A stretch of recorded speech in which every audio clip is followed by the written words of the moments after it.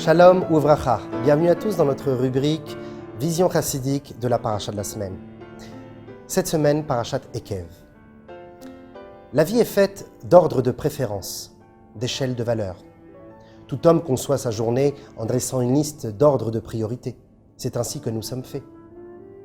Certaines personnes mettront l'accent sur la famille, alors que d'autres mettront sur un piédestal la réussite professionnelle, la carrière, la réussite sociale. Un adage fort connu, un adage populaire israélien dit que celui qui dit qu'il n'a ni le temps, ni l'argent, ni la force de faire quelque chose, eh bien c'est souvent pas vrai. Il a la force, il a le temps, il a l'argent, mais pour d'autres choses. Pour un ordre de priorité qui a été mis, quant à lui, tout en haut de la liste par cette personne. Aujourd'hui, nous parlerons justement de ce concept d'ordre de priorité par rapport et vis-à-vis des commandements divins, des mitzvot. Est-ce que les mitzvot ont-elles, oui ou non, un ordre de priorité? Sont-elles égales ou inégales? Alors, de premier abord, lorsque nous observons la Torah, effectivement, il existe une différence entre les commandements divins. Il y a les mitzvot hamurot, les mitzvot importantes, rigoureuses et urgentes, telles que observer le Shabbat, manger de la nourriture cachère, respecter ses parents, jeûner à Kippour, ou ne pas consommer de levain lors de la fête de Pâques. D'autres mitzvot, nommés les mitzvot kalot, commandements plus légers, moins importants, qui sont très importants d'un point de vue psychologique, mais d'un point de vue de relation directe avec la mitzvah divine, moins importantes, mises en priorité seconde, telles que ne pas calomnier, ne pas faire de médisance, ne pas mentir, ne pas se mettre en colère. Il y a les mitzvot obligatoires, alors que d'autres mitzvot relèveront plutôt de l'embellissement de la mitzvah. Le petit plus, qui n'est pas forcément obligatoire. Il y a des mitzvot qui sont assujettis au temps, alors que d'autres sont intemporels. Il existe également les coutumes, chaque origine a sa coutume. Donc on voit bien de ce fait que les mitzvot ne sont pas forcément égales. Ainsi, certaines personnes diront « Je préfère pratiquer toutes les mitzvot les plus importantes et plus urgentes, et lorsque j'aurai le temps, je ferai les mitzvot moins importantes. » D'autres diront « Comment puis-je pratiquer des mitzvot secondaires, des mitzvot qui apparemment me paraissent secondaires, alors que je ne pratique toujours pas encore à 100% la Torah ?» Prenons l'exemple d'une personne qui ne conçoit pas le fait de faire l'ablution des mains, qui est une mitzvah des chachamim, une mitzvah des sages, et bien qu'il ne se lave pas les mains avant de manger du pain, parce qu'il n'est pas encore à 100% convaincu de la nourriture cachère qu'il mange ou pas. Donc effectivement, a priori, l'ordre de préférence existe pour les mitzvot. Mais si on va un petit peu plus loin, eh bien on découvre que la Torah élimine cette perspective. Et l'on découvre cela dans le premier passouk de notre paracha. On le découvre ensemble. Vehaya ekev tishmeun. Vehaya, et ce sera, ekev, alors que, c'est un terme de conséquence, de cause à effet, tishmeun et amishpatim aele. Vous écouterez toutes ces lois de Dieu. Lorsque vous observerez les commandements divins, alors Dieu vous bénira de toutes les bénédictions possibles. Ce terme ekev est assez étrange. La Torah aurait pu tout simplement nous dire « Vehaya keshet ishmeun » et ce sera « lorsque vous écouterez ». Quel est le sens de ce terme « ekev » D'ailleurs, ce terme apparaît seulement 5 fois dans la Torah. La réponse est donnée par le Midrash Tanchuma, qui est rapporté par Rashi, le plus grand commentateur de la Torah. Et nous dit que « ekev » se traduit également par « talon ». Le talon qui est la partie la plus basse du corps. Lorsqu'une personne pratique Torah et mitzvot, eh bien, il peut arriver un moment dans sa vie où il peut penser que certaines mitzvot sont secondaires. Certains commandements ne sont pas si importants que cela. Et il les mettra sous ses talons. Des mitzvot qu'il foulera par ses talons. C'est la raison pour laquelle la Torah nous dit ne fais pas d'ordre de préférence dans la Torah. Ne mets pas de priorité pour les mitzvot. Pratique toutes les mitzvot de manière égale. C'est la raison pour laquelle on peut lire cette phrase de la Torah d'une autre manière. Vehaya ekev, lorsque tu verras un ekev, un talon, une mitzvah qui te semble moins importante, tishme'un et amishpatim haele. Tu observeras ces lois de la même manière que tu observes les plus importantes. Car l'homme ne connaît pas les valeurs des mitzvot. L'homme est soumis à son intellect qui lui-même est limité. Il n'a pas connaissance de toute la puissance divine qui habite les mitzvot. Et même si dans notre ordre de priorité, qui est celui de l'humain limité, apparaît cette mitzvah comme une mitzvah peu importante, eh bien nous devons nous soumettre à l'idée que cette mitzvah profondément est sûrement peut-être encore plus importante que les autres. Mais nous n'avons pas encore la conscience. C'est la raison pour laquelle le roi David, Naïm Zmirot Israël, dans le psaume 49, nous dit la chose suivante. Lama ira bimeira. Pourquoi aurais-je peur pendant les mauvais jours? Avon akevai yesuveini. Eh bien, à cause des fautes que j'ai pu fouler sur le passage. Les fautes qui m'entourent ne sont pas forcément les fautes les plus gravissimes, qui semblent être les fautes les plus gravissimes pour l'homme. D'ailleurs, le Midrash Tanhuma de notre paracha de Ekev, chapitre 1, nous traduira les paroles de David Amelech ainsi. Ribono shel olam, maître du monde. Eineni yare mea mitzvot achamurot. Je n'ai pas peur des mitzvot graves, des mitzvot importantes et rigoureuses. Mais ma ani mityare, de quoi ai-je peur?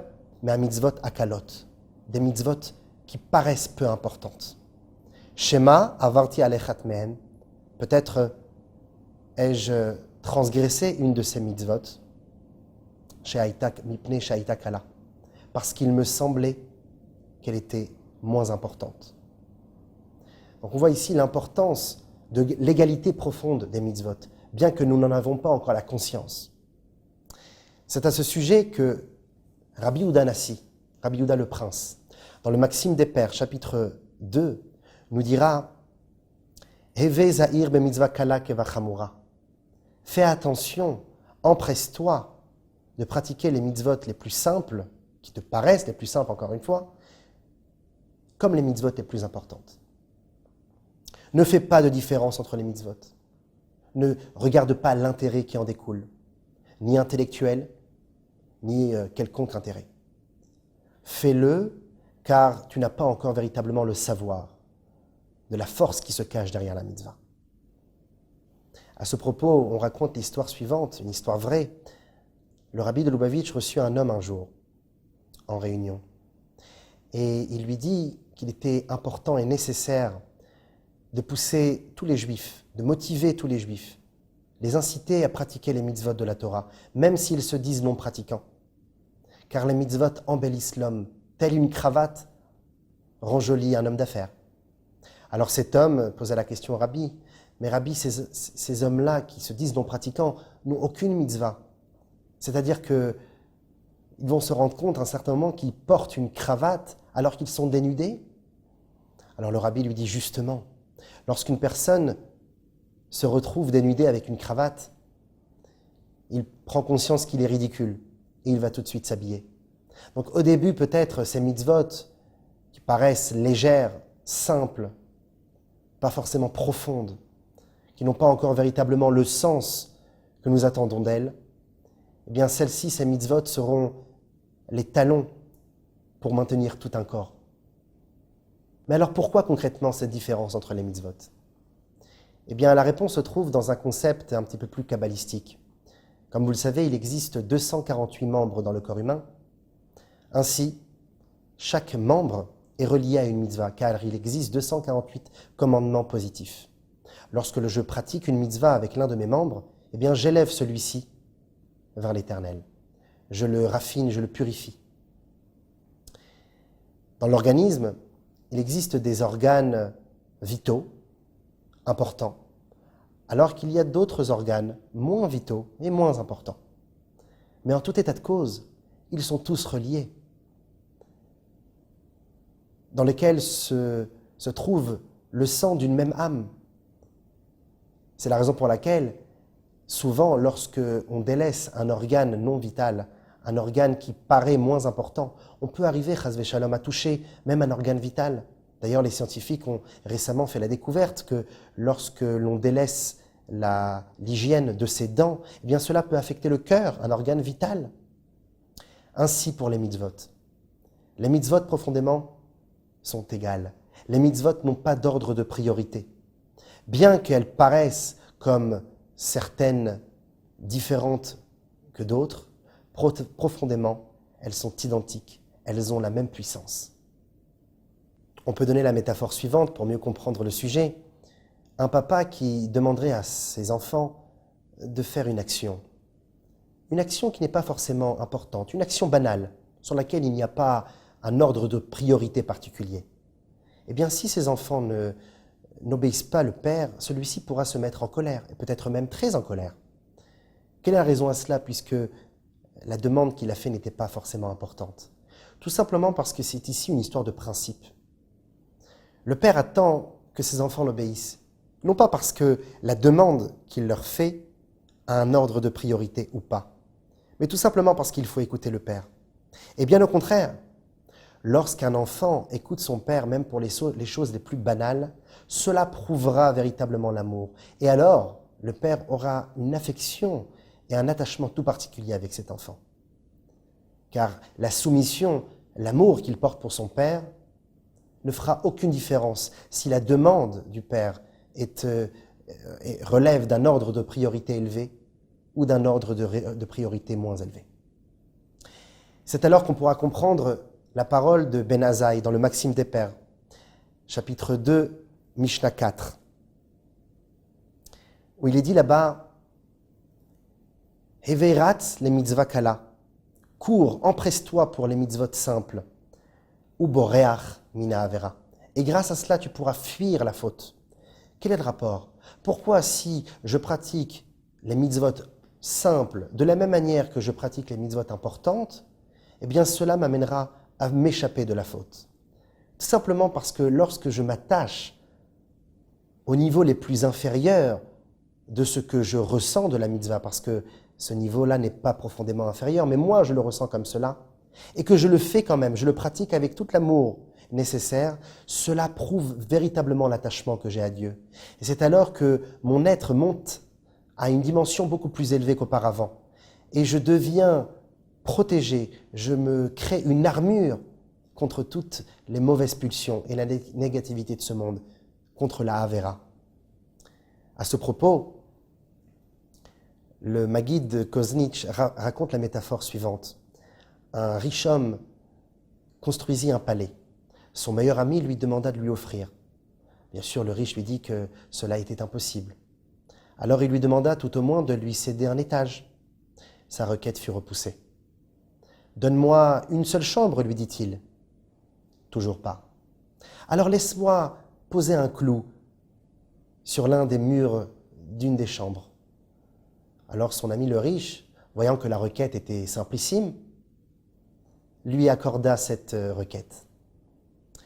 C'est alors que petit matin, très tôt, il réveilla la maison en sonnant à la porte et en disant « Voilà, je suis là pour clouer mon clou. » On le laissa entrer. Il cloua son clou et posa sa veste dessus. Il quitta l'appartement, le palais, et il revint quelques minutes plus tard. « C'est encore moi, je viens chercher ma veste. » Et il prit sa veste et s'en alla. Quelques minutes plus tard, encore une fois, il revint pour cette fois-ci reposer sa veste. Et comme ça, une dizaine de fois. Jusqu'à que son ami le riche lui dit « Écoute, puisque tu déranges toute la maison, je vais t'offrir une chambre que tu pourras y accéder grâce à une entrée d'une autre porte du palais, et comme ça, tu nous laisseras tranquilles. » C'est alors qu'il amena avec lui toute sa famille, et ils firent du bruit toute la nuit. Alors l'ami le riche lui dit « Bon, écoute, comme tu nous déranges, je vais te céder tout un étage. » Mais il amena également sa famille, ses amis, et ils firent encore plus de bruit qu'auparavant. Alors son ami le riche lui céda en fin de compte tout le palais en lui disant « Je partirai ailleurs pour que tu me laisses enfin dormir en paix. » Et donc, cet ami reçut ce dont il désirait. Cette métaphore nous parle en réalité profondément du mauvais penchant, le Yetzer Hara. Au début, il nous incite à faire des choses graves. Bien entendu, nous le repoussons dès demain. Comment peux-tu me demander cela? Je suis un homme plein de moralité. Ensuite, il nous demande seulement un étage. Nous ne cédons pas.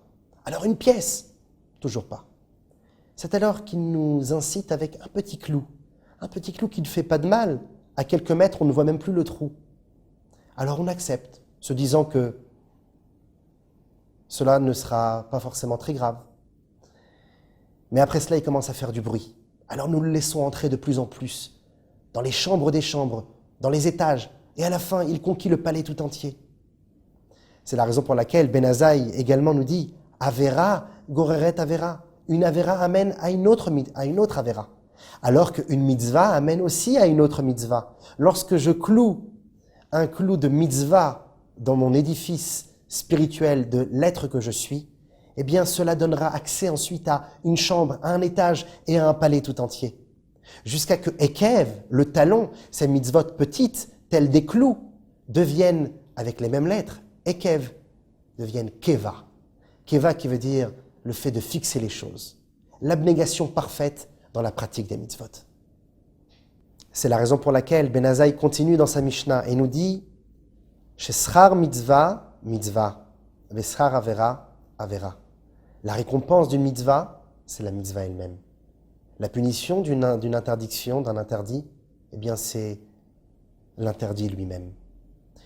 Il faut prendre conscience ici non pas de ce qui va en ressortir comme bénéfice pour nous, mais de notre attachement envers Dieu. Chaque mitzvah est comparée à un fil. 613 mitzvot à une corde. Lorsque je coupe l'un des fils de la corde, je n'ai pas encore coupé toute la corde, mais celle-ci en a été affaiblie. C'est la raison pour laquelle la Avera, l'interdiction, eh bien sa punition c'est l'interdiction elle-même. Comment ai-je pu me séparer de Dieu, ne serait-ce que d'un seul fil, que je peux bien sûr, grâce à la tchouva, recoudre préalablement et puis ensuite. Mais par contre, pour la mitzvah, c'est aussi merveilleux. La mitzvah, c'est l'attachement à Dieu. Lorsque je pratique une mitzvah, ce qui en retourne, eh bien, c'est le lien que j'ai créé avec HaKadosh Baruch Hu. Et j'éveille en moi une dimension beaucoup plus forte. C'est la raison pour laquelle, lorsque je mets l'accent même sur des mitzvot les plus simples, qui sont souvent faciles à faire, eh bien, je crée de nouvelles petites cordes, de nouveaux petits fils qui m'aideront à surmonter les épreuves et donc, boreach mina avera, fuir la faute. Quand bien même, le Ibn Ezra nous dit qu'il existe une récompense profondément. Une récompense qui n'est pas forcément toujours tangible et visible, mais une récompense qui est présente quand bien même. Une récompense qui est liée au terme Ekev, car nous dit le Ibn Ezra, Ekev, c'est alors que, conséquence, a comme synonyme Biglal, parce que. Et Biglal a les mêmes lettres que Galgal, la roue qui tourne. Car en effet, au début, je fais les mitzvot sans aucune pensée de bénéfice. Je le fais seulement pour pouvoir créer un édifice. Les édifices les plus merveilleux sont ceux qui sont conçus sur des fondations peut-être sales, peut-être sans décoration et propreté, mais qui, avec leur force, leur profondeur, maintiennent tout l'édifice, maintiennent tout le bâtiment. Eh bien, Biglal, cette roue tournera et la récompense viendra. On raconte une histoire, un jour, une personne, un Américain, vint chez le rabbi de Lubavitch pour lui annoncer qu'il partait en guerre, pour la guerre de Corée. Alors le rabbi le bénit et lui dit « Fais bien attention de ne manger jamais de pain sans avoir fait ablution des mains préalablement. » Il ne comprenait pas quel était le rapport, mais il devait le faire. C'est alors que l'armée américaine avait des gros problèmes d'économie, et il manquait énormément d'eau, une pénurie. Il n'y avait plus assez d'eau pour ce jeune homme, et pour se laver les mains, et pour boire. Alors il ne mangeait plus de pain.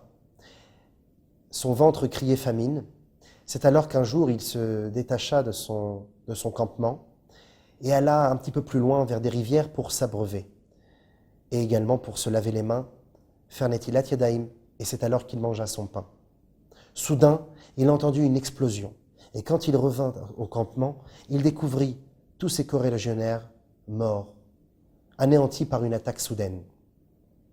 Il comprit en fin de compte la valeur de la mitzvah la plus simple. Bien entendu, ici nous voyons la récompense tangible. Il arrive parfois que nous ne voyons pas les récompenses. Mais la récompense n'est pas forcément ce que nous voyons, n'est pas forcément ce que nous ressentons. Une récompense, c'est ce qui nous habite. Et nous ne connaissons pas ce qui nous habite. Les forces, les puissances, l'énergie qui nous a été donnée ensuite, par la suite. C'est la raison pour laquelle la vraie récompense n'est pas donnée dans ce monde-ci, mais bien plus tard.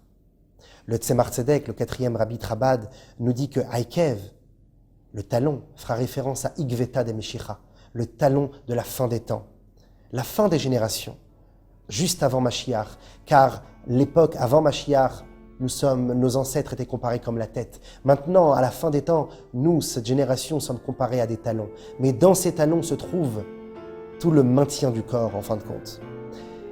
Et grâce à cela, nous pourrons arriver au Tishmeun, afin d'écouter et observer Akadosh Baruch Hu. C'est la raison pour laquelle le Or HaChaim, Rabbi Chaim Ben Attar, nous dit que Vehaya Ekev, le terme Vehaya et ce sera, est un terme de simcha. À chaque fois que l'on voit Vehaya dans la Torah, c'est la joie.